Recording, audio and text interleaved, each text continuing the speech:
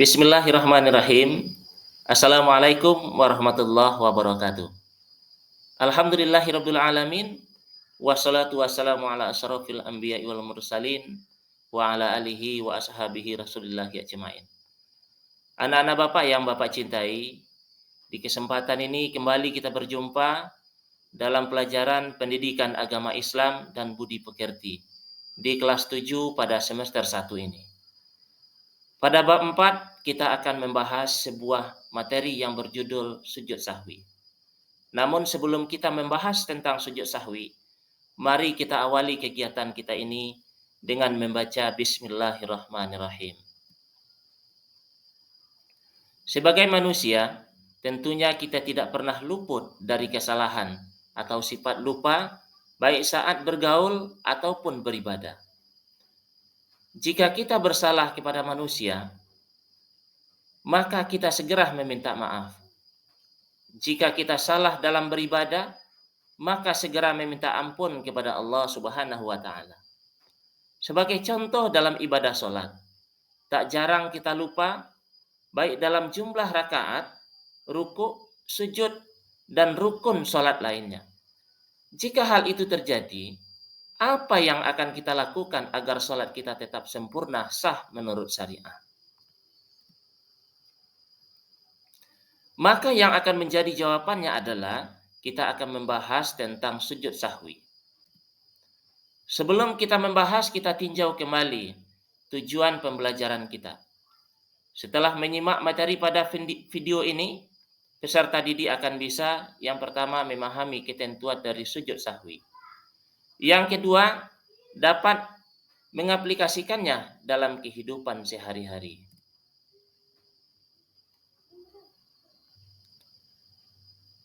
Adapun yang menjadi poin-poin pembahasan sujud sahwi itu adalah A. Definisi sujud sahwi, B. Sebab-sebab sujud sahwi, C. Tata cara sujud sahwi, D. Bacaan sujud sahwi, yang terakhir E. Hikmah mempelajari sujud sahwi. A. Definisi.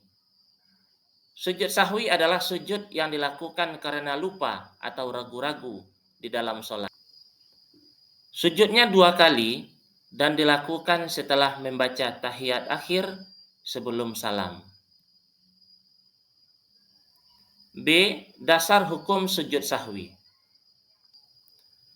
Diriwayatkan dalam sebuah hadis yang berbunyi, Iza sakka ahadukum fi sholatihi falam yadari hikam shalla salasa am arba'an falyatarahi sakka wal yabni ala mastaiqona summa yasjudu sajadataini qabla an yusallama fa in kana shalah khamsan safa'na lahu sholatahu wa in kana shalla itmaman arba'in kanata targhiman lisyaiton, yang artinya adalah apabila salah seorang dari kalian ragu dalam sholatnya dan tidak mengetahui berapa rakaat dia sholat, 3 atau 4 rakaat,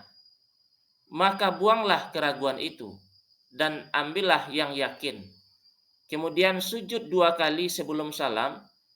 Jika ternyata dia sholat 5 rakaat, maka sujudnya telah menggenapkan sholatnya. Lalu jika ternyata sholatnya memang 4 rakaat, maka sujudnya itu adalah sebagai penghinaan bagi syaitan. Hadis riwayat Muslim. Kemudian yang C, sebab-sebab sujud sahwi. Adapun yang menjadi penyebab sujud sahwi itu adalah, yang pertama, lupa melaksanakan salah satu dari rukun sholat seperti ruku, i'tidal, dan sujud. Yang kedua, lupa atau ragu jumlah rakaat sholat. Yang ketiga, lupa membaca doa kunut bagi yang membiasakan membaca kunut. Yang keempat, lupa melakukan tasahud awal. Yang kelima, kelebihan atau kekurangan dalam jumlah rakaat sholat. D. Tata cara sujud sahwi.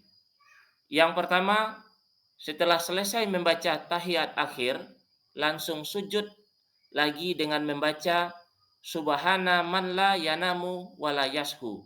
Kita ulangi, Subhana man la yanamu wala yashu. Yang artinya Maha Suci Allah yang tidak tidur dan lupa.